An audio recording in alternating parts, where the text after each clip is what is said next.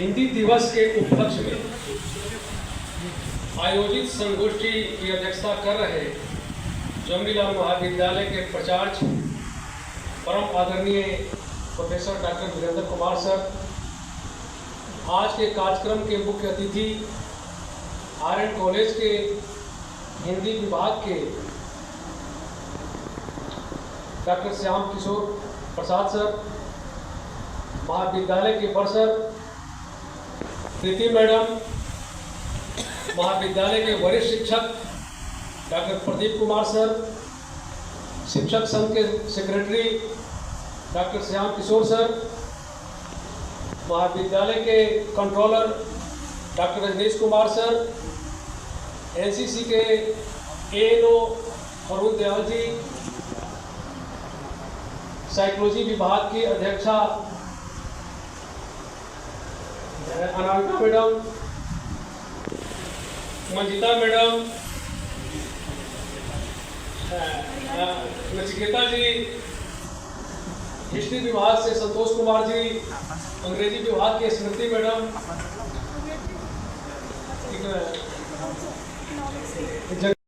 वैभव madam,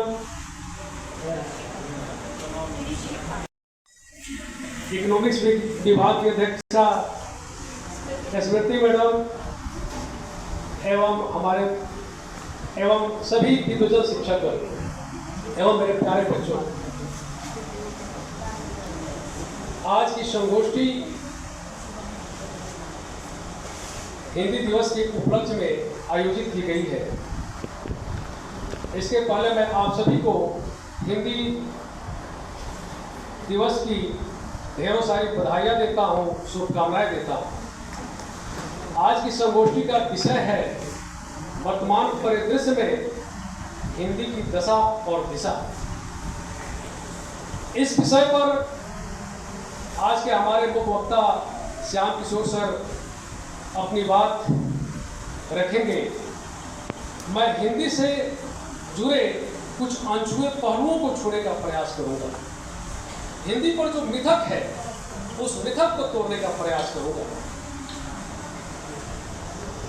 अपनी बात में रखूं इससे पहले मैं यह बताना चाहता हूं कि साहित्य क्या है। साहित्य को जानने के लिए मैं आपको इस प्रसंग की ओर ले चलता हूं। एक बार हथौड़े ने चाबी से कहा, सुन चाबी, तेरे पास लोहा भी कम है, तेरे पास ताकत भी कम है, लेकिन तुम ताले को बहुत आसानी से खोल लेती हो। वही देखो मुझे, मेरे पास तुमसे लोहा भी ज़्यादा है और ताकत भी ज़्यादा है, लेकिन मैं ताले को नहीं खोल पाता हूँ। इस पर चाबी ने कहा, हथौड़े भाई, तुम ताले के ऊपरी सतह को छूते हो, लेकिन मैं ताले के अंदर मन को छूती हूँ, उसके अंदर तक जाती हूँ और उससे विनती करती हूँ, प्रार्थना करती हूँ और ताला खुल जाता है। वैसा ही हमारा साहित्य, वैसा ही है हमारा साहित्य, हमारा हिंदी साहित्य।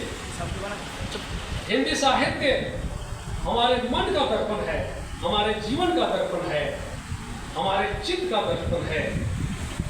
हिंदी साहित्य प्रेम, भाईचारे सभी को एक साथ लेकर चलने वाली भाषा है।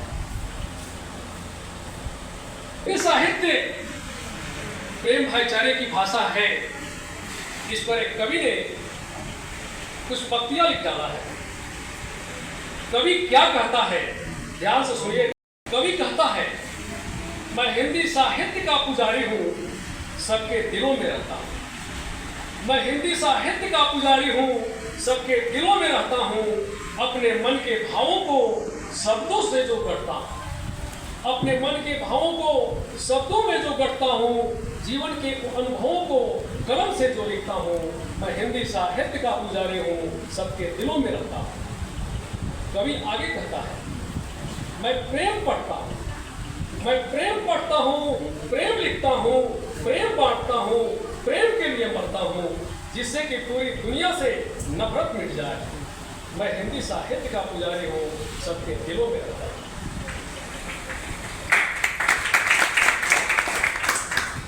मैंने दिलों को तोड़ना नहीं, मैंने दिलों को तोड़ना नहीं, जोड़ना सीखा है। रिश्ते कैसे निभाए जाते हैं यह सीखा है।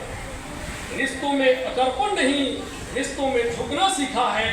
मैं हिंदी साहित्य का पुजारी हूँ, सबके दिलों में रहता हूँ। ऐसा है हमारा हिंदी साहित्य, और यही वजह है कि हमारा हिंदी साहित्य दिन दूनी रात चौगुनी तरक्की कर रहा है। आज पूरी दुनिया में हिंदी बोलने वाले, पढ़ने वाले की संख्या तीसरे पायदान पर है।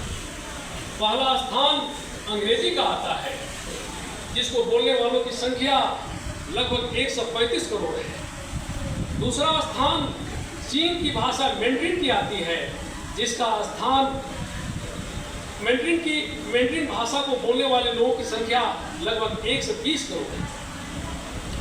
वहीं हमारे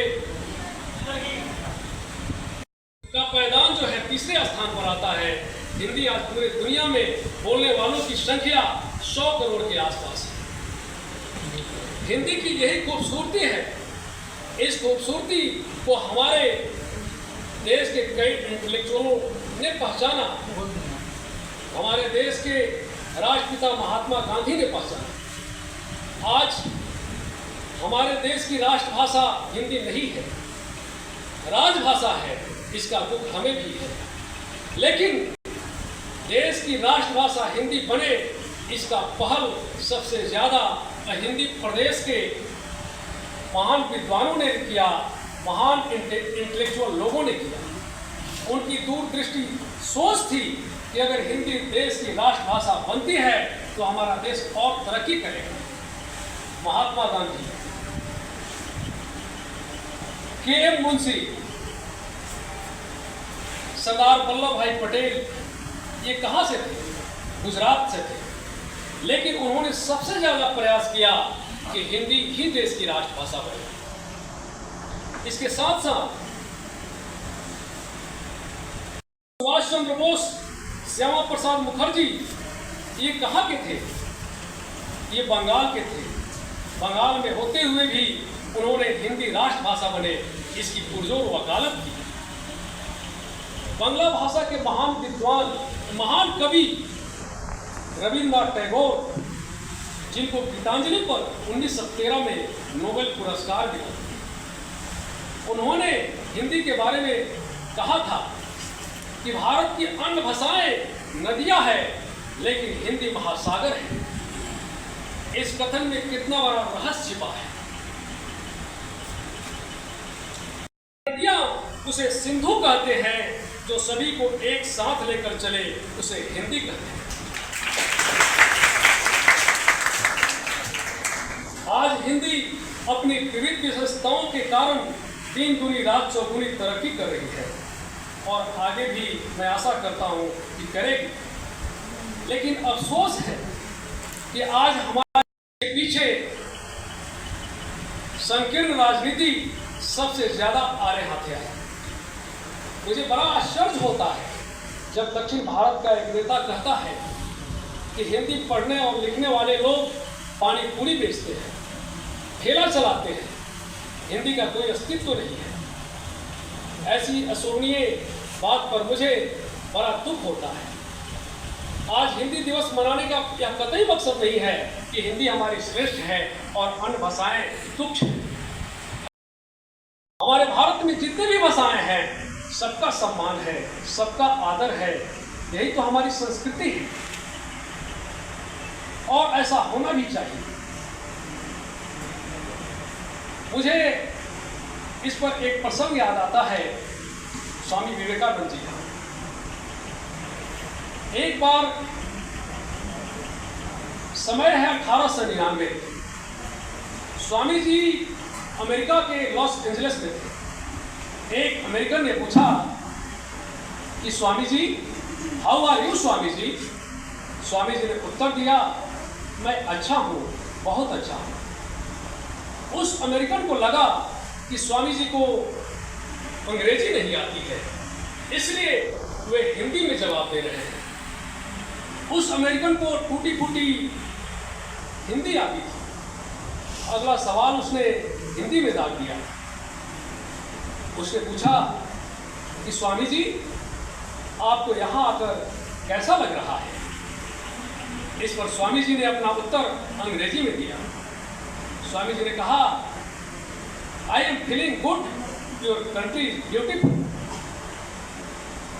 इस बात को, इस उत्तर को सुनकर वह अमेरिकन आश्चर्यचकित हो गया और पूछा, स्वामी जी, ये क्या रहस्य है कि मैं आपसे अपना प्रश्न अंग्रेजी में किया तो आपने उसका उत्तर हिंदी में दिया, लेकिन वही प्रश्न जब मैं हिंदी में किया तो उसका उत्तर आपने अंग्रेजी में दिया। इस पर स्वामी जी ने जो कहा वह अनुग्रहण करने लायक है, वह सोचने लायक है, वह विचार करने लायक है। स्वामी जी ने कहा, जब तुमने अपनी भाषा अंग्रेजी का सम्मान करते हुए प्रश्न जब अंग्रेजी में किया तो मैं अपनी भाषा हिंदी का सम्मान करते हुए मैंने उसका उत्तर हिंदी में दिया। लेकिन जब तुमने मेरी मातृभाषा हिंदी में सवाल किया तो मैंने तुम्हारी मातृभाषा अंग्रेजी का सम्मान करते हुए उसका उत्तर अंग्रेजी में दिया।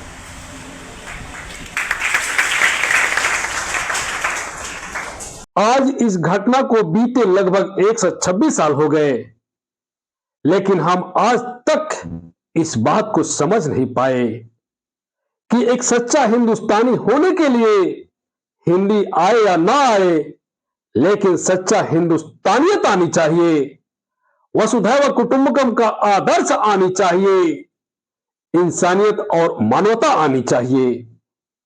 सर्वे भवन्तु सुखिनः सर्वे सन्तु निरामया का भाव आनी चाहिए, अपनी मातृभाषा आनी चाहिए। ये बिल्कुल जरूरी नहीं कि वो मातृभाषा हिंदी ही हो। एक कड़वा सच आपको बता दूं कि अगर आप अपनी मातृभाषा से कट गए तो आप में और डोर से कटी हुई पतंग में कोई ज्यादा फर्क नहीं रह जाएगा। दोनों का पतन निश्चित है। आधुनिक हिंदी के पितामह भारतेंदु हरिश्चंद्र का यह कथन हमें बार बार यह याद दिलाता है कि निज भाषा उन्नति है सब उन्नति के मूल, बिनु निज भाषा ज्ञान के मिटत न हिय के उसूल। अंग्रेजी पढ़ के यद्यपि सब गुण होत प्राचीन, पे निज भाषा ज्ञान बिन रहत हीन के हीन। इस बार हिंदी दिवस का थीम है हिंदी एकता और सांस्कृतिक गौरव की वैश्विक आवाज। अंत में मैं यही कहूंगा कि हिंदी के प्रति हम राजनीति से ऊपर उठकर बड़ा सोचे, अच्छा सोचे और हिंदी को देश की राष्ट्रभाषा की दिशा में अपनी एकता स्थापित करें और हिंदी का पताका पूरी दुनिया में फहराएं। बस यही मैं अपनी वाणी को विराम देता हूं। जय हिंद, जय भारत।